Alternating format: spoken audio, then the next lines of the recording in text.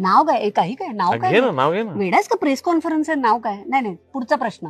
बरं मी सुरू करतो, अरे तुला पुढचं सुचेल आपोआप. बर ठीक आहे.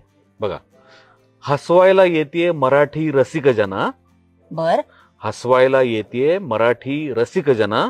प्रसादचं नाव घेते. 5 मार्चला येते लाडकी बहीण योजना.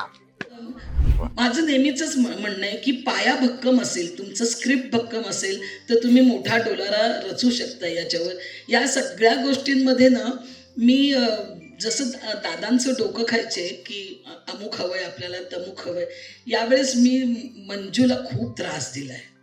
मंजूला फोन करून रोज माझं अमकं करायचंय, तमकं करायचंय, आणि तिने ज्या पद्धतीने शांत, कुठे गेली ती, हां, ज्या पद्धतीने तिने शांतपणे सगळं माझं ऐकून घेत सगळं केलं ना, मी खरंच Manju thank you so much.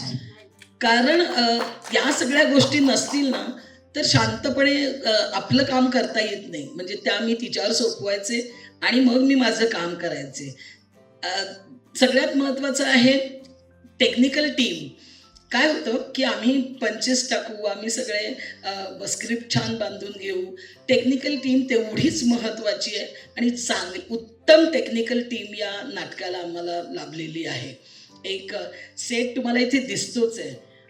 Pradeep मुळेने, अर्थात प्रदीपबद्दल मी काय बोलणार, तो उत्कृष्ट सेट करतोच, पण इतका सुंदर सुंदर सेट त्याने आम्हाला दिलेला आहे ना आता.